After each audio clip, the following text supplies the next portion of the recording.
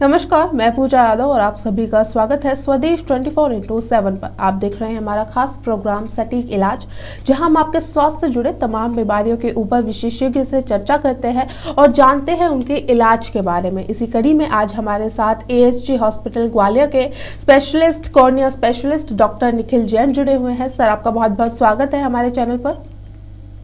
धन्यवाद जी सर, सबसे पहले तो क्योंकि आप कॉर्निया स्पेशलिस्ट है, तो ये कॉर्निया या पुतली कह लीजिए, ये होता क्या है, किस तरह से बॉडी में फंक्शन करता है और कौन कौन सी वो बीमारियां हैं जो आम तौर पर इससे रिलेटेड लोगों में देखने को मिलती है?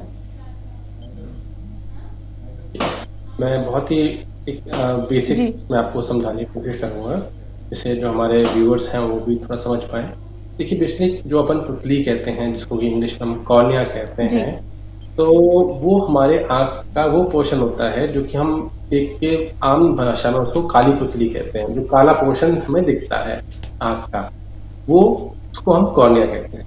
और आप जान के आश्चर्य करेंगे कि जिस चीज को हम एक्चुअल काली पुतली कहते हैं, वो काली ना होके बिल्कुल ही साफ और पारदर्शी होती है, क्योंकि उसके पीछे एक झिल्ली होती है जिसका कलर काला होता है। उसका कलर लेके वो काली पुतली बन जाती है, लेकिन उसका स्वभाव बिल्कुल निर्मल और सफेद होता है, बेसिकली ट्रांसपेरेंट होती है वो।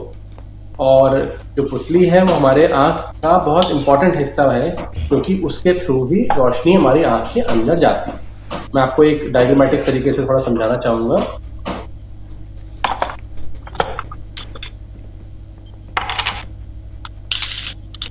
जैसे ये हमारी एक आँख का मॉडल है, इसको मैं आपको समझाऊंगा।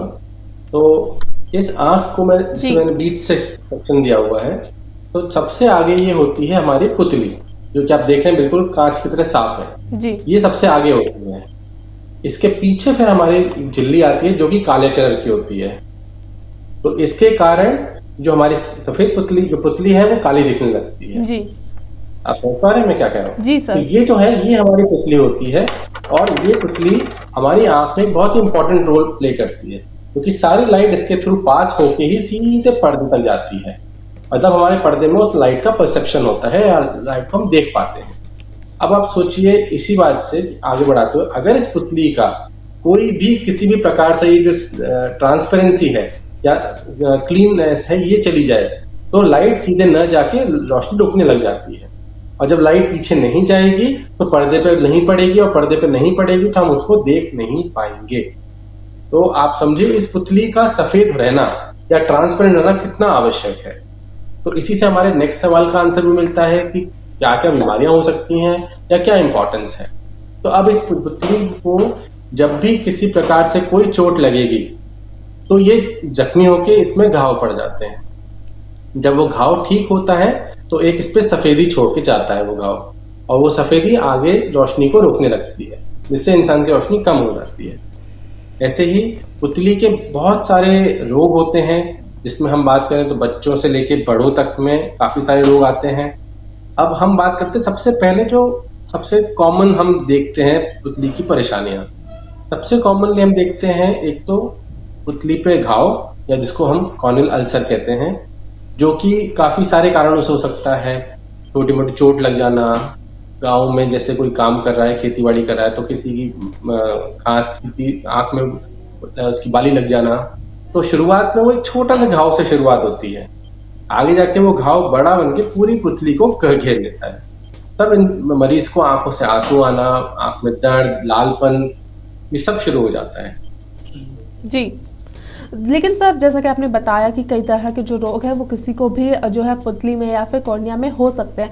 अगर आम जनता की बात करें सर, क्योंकि उनको इतनी जानकारी नहीं होती कि वो खास ख्याल अपनी आंखों का रख सके, तो वो किस तरह से जो है अपने कॉर्निया का या अपनी आंखों का ख्याल रख सकते हैं, किस तरह से इन बीमारियों से बचाव कर सकते हैं? और अगर किसी को कोई भी रोग या कोई भी कॉर्निया से संबंधित बीमारी हो जाती है, तो वो कैसे उसको आइडेंटिफाई करे और होने के बाद क्या कुछ प्रिकॉशंस वो इससे रिलेटेड ले? देखिए, जहां तक रही बचाव की बात, तो बहुत ही सिंपल सा है कि आप अपनी आंखों के बचाव के लिए किसी भी, आप ऐसे उसमें जाएं जहाँ पे धूल धक्कड़ है, या आप खेतों में काम कर रहे हैं, तो एक क्लीन प्रोटेक्टिव चश्मा आता है, वो लगा के रखिए। क्या होगा, जिससे जो भी होगा तो पहले चश्मे पे आएगा, उसके बाद वो पुतली पे जाएगा।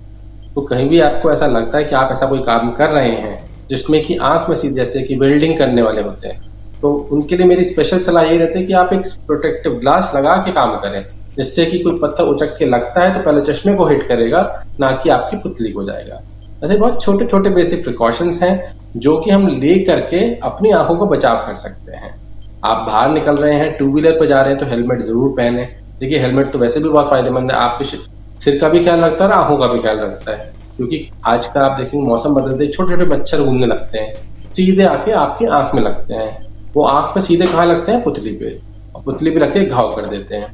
तो इन सब का बचाव सिंपल है, आप हेलमेट लगा के टू व्हीलर पे चलें या एक चश्मा लगा के चलें जो कि आपकी आंखों को बचा के रखेगा। जी, लेकिन डॉक्टर जैन इसी के साथ, क्योंकि हमने बहुत बार कॉर्निया ऑपरेशन या कॉर्निया सर्जरी के बारे में भी सुना है, और आमतौर पर हम देखते हैं कि कोई भी आम जनता है, कोई भी आम नागरिक जब सर्जरी के बारे में सुनता है, चाहे वो शरीर के किसी भी हिस्से के रिलेटेड हो, वो अक्सर घबरा जाता है। तो जब कॉर्निया सर्जरी की अगर बात करें तो सर वो किस प्रकार से होती है, क्या कुछ सर्जरी में किया जाता है, और क्या कुछ जो है वो लोगों को इससे संबंधित जानकारी आप देना चाहेंगे? देखिए बहुत अच्छा आपने सवाल किया, और मैं जी एक्चुअली चाहता था ये कि हम उस बात पे थोड़ा डिस्कस करें, क्योंकि कॉर्निया की जो सर्जरी होती है जिसको कि हम पुतली प्रत्यारोपण भी कहते हैं हिंदी में, वो एक सबसे बड़ी सर्जरी होती है।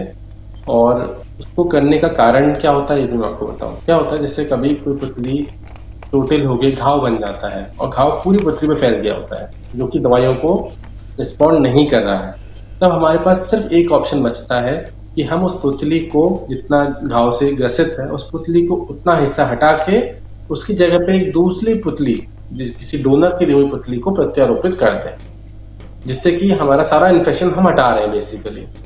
तो ऐसे कंडीशन में हम क्या करते हैं, एक जो जो लोग हमें पुतली दान, आंखें दान करते हैं, उनकी सफेद पुतली जो होती है उसको हम निकाल के, जो हमारा मरीज है उसकी उस ग्रसित पुतली को हटा के एक नई पुतली हम टाकों से उसको लगा देते हैं, जिससे कि वो इन्फेक्शन और जो घाव था वो हट जाता है और दवाई का उस पर असर होने लगता है। अब जहाँ से रही बात कि हाँ, सबको लगता तो है इस ऑपरेशन, पर ये ऑपरेशन बहुत ही मरीज के लिए फायदेमंद होता है, क्योंकि जब वो घाव में से ग्रसित होता है तो उसको बेहद तकलीफ होती है, दर्द होता है, आंसू आता है, रोशनी भी नहीं होती है। जबकि जब हम पुतली प्रत्यारोपित कर देते हैं तो उसके बाद ये सब तकलीफें दूर हो जाती हैं, मरीज को रोशनी भी आ जाती है। जी, लेकिन सर इसी के साथ हमने देखा है कि बहुत सी अफवाहें लोगों के बीच में होती है, बहुत से भ्रम लोगों के बीच में होते हैं, जैसे कि अगर आँखों का ऑपरेशन करवाएँगे तो चांसेस है कि कहीं आँखें ख़राब ना हो जाए या रोशनी ना चली जाए।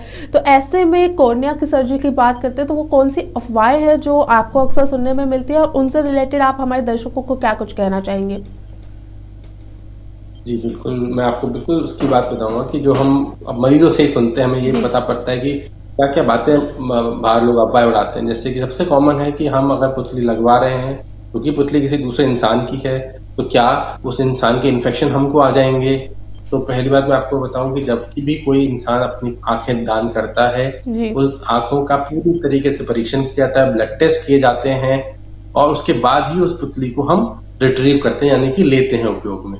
तो ये जो एक भ्रम है कि किसी और के इंफेक्शन हमें लग जाएँगे, तो वो सब पॉसिबल नहीं होता, क्योंकि उसको पूरी तरीके से माइक्रोबायोलॉजिकली जाँच करके, ब्लड सैंपल का टेस्ट करके ही हम उस पुतली को किसी दूसरे मरीज में प्रत्यारोपित करते हैं।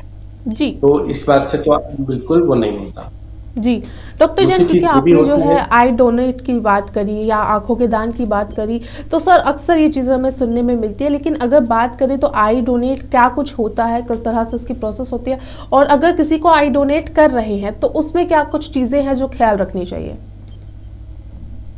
ये तो बहुत अच्छा आपने सवाल पूछा है, जो कि एक्चुअली इसका आंसर देना बहुत ज़रूरी है जी, कि हम जब वो पुतली दान, आँखें दान करने का, आई डोनेशन का जो कंसेप्ट है, क्योंकि उसके लिए हम आपको मैं इस थोड़ा सा ब्रीफ देना चाहूँगा कि हमारे उसमें काफ़ी सारे मरीज़ हैं जो कि एक अच्छी पुतली के इंतज़ार में हैं, क्योंकि नेत्रदान बहुत काफ़ी कम होता है, लोग थोड़े झिझकते हैं, बहुत सी भ्रांतियाँ चल रही हैं, इस कारण वो आँखें दान नहीं करते हैं। तो जैसा कि मैं बताऊँ, अगर आँखें दान करने का सिस्टम बहुत ही सिंपल होता है। जो कोई अपनी आँखें दान करना चाहता है, वो आई बैंक में, जो कि प्राइवेट भी हो सकता है, मेडिकल कॉलेज में हो सकता है, वहाँ जाके एक फॉर्म भर के दे सकता है कि जब भी कभी ऐसी स्थिति बने, तो जो हॉस्पिटल वाले हैं वो उस फ़ोन नंबर पे पूछ के उनके रिश्तेदारों से कंसेंट लेके नेत्रों का दान करा सकते हैं। क्योंकि नेत्रदान होगा तभी हम जो मरीज हैं उनकी आंखों में पुतली प्रत्यारोपण कर पाएंगे।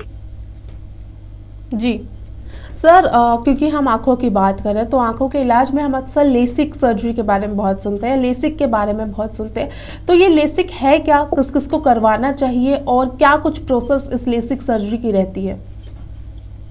अच्छा, देखिए लैसिक जो है लेजर असिस्टेड केरेटोमिलियोसिस होता है, जिसको कि हम चश्मा हटाने का ऑपरेशन भी कहते हैं।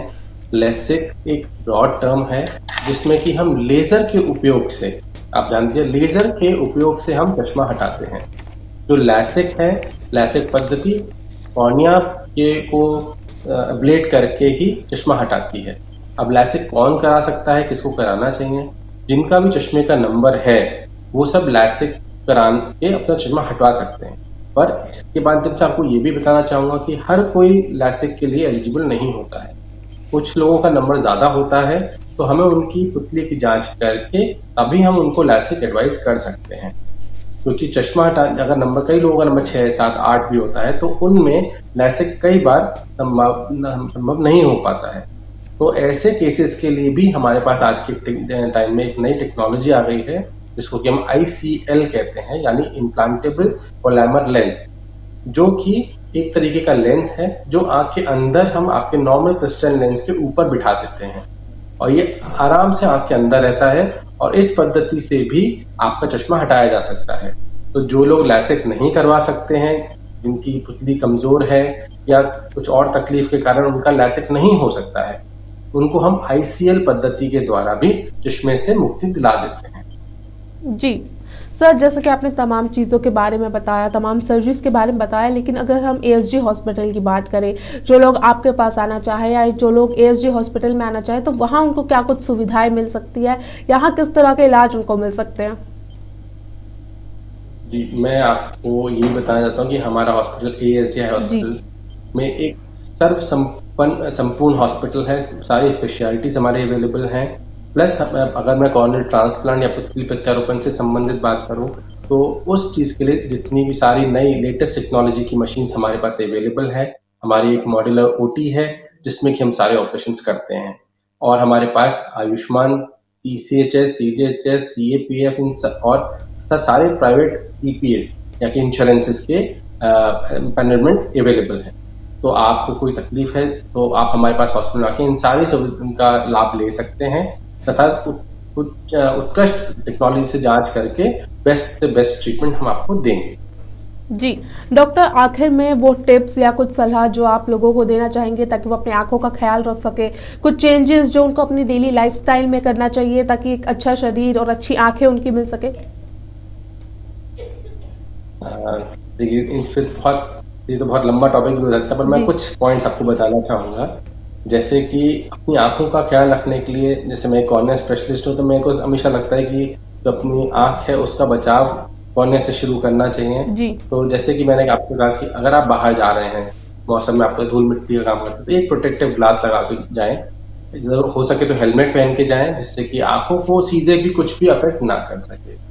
दूसरी चीज़, मोबाइल का उपयोग कम से कम करें, ज़रूरत पड़ने पे ही करें, क्योंकि आजकल देखा जा रहा है कि अब लोगों में मोबाइल का चलन बहुत बढ़ता जा रहा है, खासकर बच्चों में, जिस कारण से उनके नंबर चश्मे के बढ़ते जा रहे हैं, तमाम तकलीफें, सिर दर्द वगैरह शुरू हो जाता है, तो उसको कम करें। बाकी किसी भी, सबसे इम्पोर्टेंट बात, किसी भी प्रकार की अगर आपको आँख की तकलीफ है, तो उसको प्लीज़ इग्नोर नहीं कीजिए। जल्द से जल्द आके हॉस्पिटल में नेत्र चिकित्सक का परामर्श लीजिए, क्योंकि किसी भी चीज़ को तकलीफ को रोक के रखने से वो बढ़ेगी और उसका इलाज और मुश्किल होगा। जल्द से जल्द आके आप अपनी आँखों को बचा सकते हैं, जल्द से जल्द ट्रीटमेंट ले सकते हैं। जी डॉक्टर, आपने मोबाइल की बात करी थी आंखें में, तो लेकिन हम देख रहे हैं कि आज के टाइम में क्योंकि ऑनलाइन क्लासेस का भी दौर है, तो पेरेंट्स जितना चाहे लेकिन एजुकेशन की जब बात आती है तो उनको बच्चों को मोबाइल देना पड़ता है, स्क्रीन देनी पड़ती है। तो ऐसे में जो है, क्योंकि स्क्रीन देनी ही पड़ रही है, तो उसके बाद क्या कुछ प्रिकॉशंस ले सकते हैं? आपने बिल्कुल सही कहा कि आज के समय में जो चल रहा है वो ये है कि ऑनलाइन क्लास का ट्रेंड जी सडनली पोस्ट कोविड बहुत बढ़ गया है एंड पेरेंट्स भी विवश हैं कि उनको बच्चों को मोबाइल देना पड़ता है, क्योंकि पढ़ाई की बात है। तो ऐसे में अपन ऐसा कर सकते हैं कि अपन को बीच का रास्ता निकालना है कि पढ़ाई भी सफर ना करे और आंखें भी खराब ना हो। तो मैं उसमें ये कहना चाहूँगा कि अपन ऐसा कर सकते हैं कि अगर क्लासेस मोबाइल पे लेनी ही है, क्लासेस हैं, तो हम उसको कंटिन्यूस क्लास ना रख के बीच में थोड़ा-थोड़ा गैप दें। जैसे कि आधा पौना घंटे की क्लास होने के बाद बच्चे को 5 से 10 मिनट का ब्रेक दें, उसके बाद दोबारा क्लास शुरू करें। क्योंकि कंटिन्यूस मॉनिटरिंग से बच्चों में आँख में कन्वर्जेंस बढ़ता है, सिर दर्द की समस्या बढ़ जाती है, इवन ड्राइनेस भी बहुत बढ़ती जा रही है। तो इस तरीके से हम बीच में ब्रेक ले लेके अगर हम क्लासेस लेंगे, तो हम आगे ज़्यादा टाइम तक पढ़ पाएँगे और आँखों को से हेल्दी भी रख पाएँगे। जी, डॉक्टर आपका बहुत-बहुत शुक्रिया सर हमारे साथ जुड़ने के लिए और तमाम जानकारी हमारे दर्शकों के साथ साझा करने के लिए। फिलहाल के लिए बस इतना ही। देश दुनिया की तमाम खबरें देखते रहने के लिए जुड़े रहिए स्वदेश 24x7 के साथ।